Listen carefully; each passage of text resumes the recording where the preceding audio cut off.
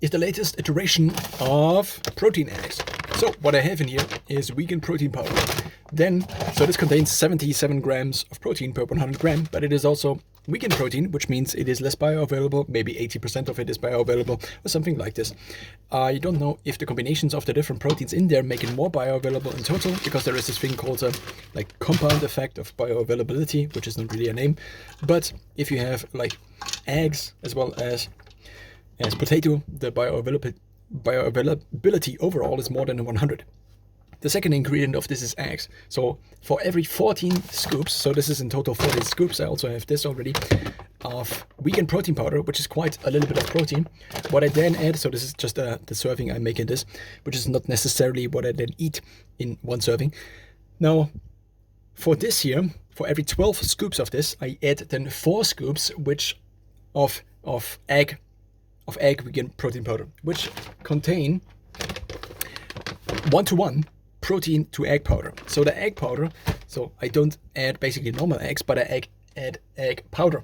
Now what the egg powder actually looks like is something we can also take a look at least if I find the egg powder. So this is egg powder. I also just have it in the same bag, even though it came in a different bag. And the egg powder itself is, consisting out of fat and out of a little bit of carbs and out of protein. So I also do get basically maybe an increase in bioavailability, or at least have a little bit of egg protein in there, which is more bioavailable compared to this other thing. So the vegan protein. Now, because this is a 1-to-1 ratio, I add 4 different, not because of this, but I add 4 scoops of this. 1 scoop is looking like this, and so I add basically 2 scoops of egg powder, which is roughly maybe 60 grams, for the then otherwise being 12 plus 2, in total 14 scoops of vegan plant protein powder. I then add a little bit of spice. So out of these different spices, I just add them as much as I like. Curry is in there. Then I also have these Italian spices, cumin, and so on and so forth.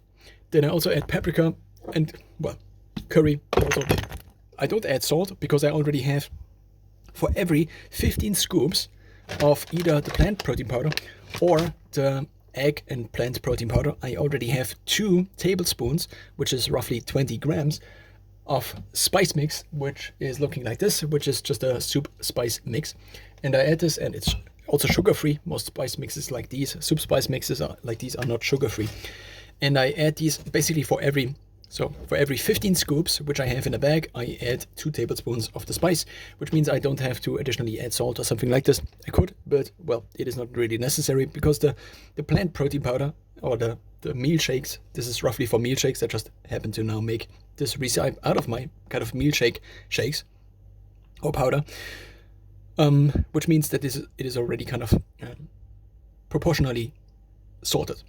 Now, there is an additional step which you already are seeing. So first of all, I add olive oil, roughly maybe 2 to 3 to 4 tablespoons on the bottom of this, in order to prevent this exact thing happening, that basically I cannot.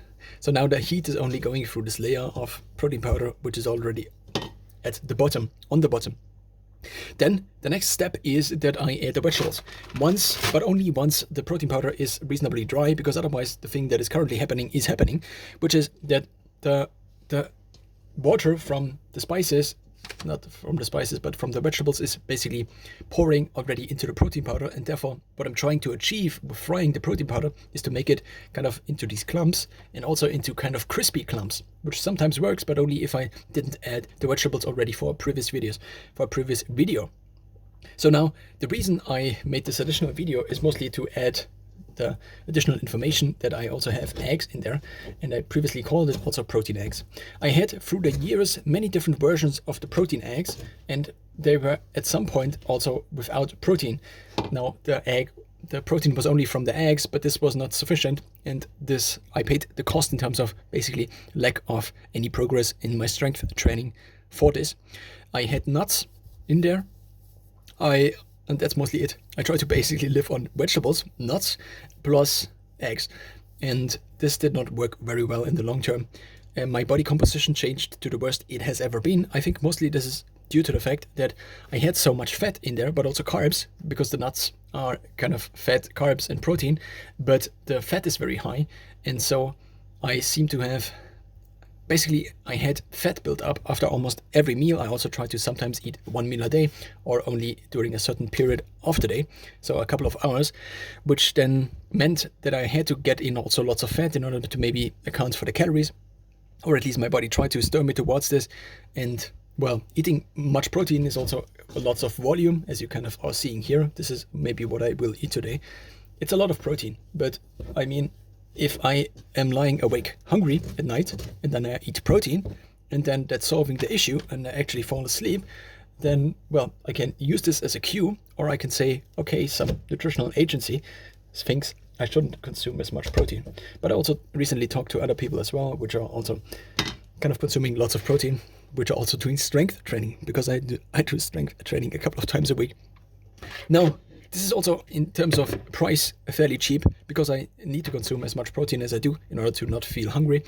And I tried this experiment like 1,600 times. If I do consume less protein, I just am hungry, and I then eat carbs like bread or something like this, and it doesn't contain as much protein, so then I am still hungry, and so I could have skipped basically eating the whole bread, because, well, at the end I still am hungry.